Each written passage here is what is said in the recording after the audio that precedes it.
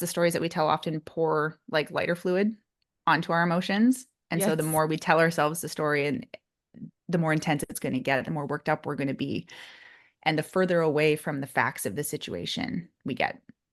Right. And in decision making, for example, just thinking about how we need both. We need external data. We need facts for a situation. We need our head. We also need our heart. We need the emotions to give us the data that they're there to offer us. But if we overplay either of those, if we were to completely ignore our feelings about something or the story, then we'd be missing out on something really useful to help direct us in a meaningful direction. But if we only lean into the story, we miss out on really important facts that could help us, again, make a more integrated, purposeful decision that serves the long term. Right. So, one of the things that's very interesting in my world is how our emotions about investing. So, money is separate from investing. I mean, Mhm. investing is a subtopic of money, but Yeah. there's a lot of emotions around investing. More and more people are leaning into stock market investing. I mean, Yeah. I started doing this 25 years ago, and you had to like really pitch people, some people on leaning into that, but it really is like in the zeitgeist now. And we have a model in my industry called the cycle of market emotions, market Mm. being the stock market. So the stock market goes up and the stock market goes down, and our emotions tend to go with the market. So at the top, we're elated, we're excited, everybody wants in, and at the Yeah. bottom, we're terrified, everybody wants out. Now, of Right. course, we don't know when it's the top or the bottom only in hindsight. We only Mhm. know as we look backward. But the facts of the case, as you were talking about, the data, the reality of it are that at the top, stocks are the most expensive and the only place for them to go is down. And at the Mhm. bottom, stocks are on sale. They're Yep. cheap. And the only place for the price to go is up.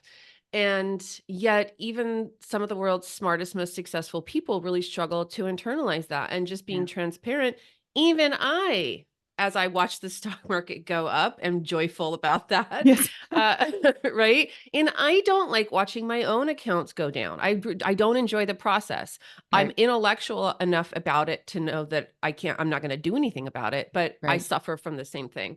Yes. So, can you just address this phenomenon called our emotions are exactly the inverse of what they ought to be, and Mhm. how do we be about that?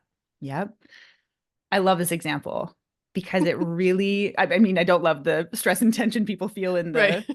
the process of investing in that way.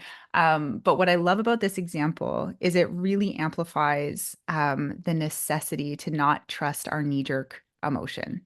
And Yeah. why, like I was saying, it's so important to, yes, feel our feelings, take the insight from them, and also know that there is a lot more to look at outside of how we feel about something when it comes to making a sound. And when I say sound, I mean like values aligned, purpose driven, meaningful decision. So when I think about where you were sharing with like joy escalating as the market goes up, Mhm. that happiness for some people or the anticipation or the expectation that they would build off of that might take them past what they had set as an upper limit of where they wanted to see a certain stock go to or a certain amount that they were willing to wait to see if it hit. And Sure. then Or they're imagining themselves as wealthy. exactly, this is going to be the one and the multi-millions are going to rain down on me, whatever that is.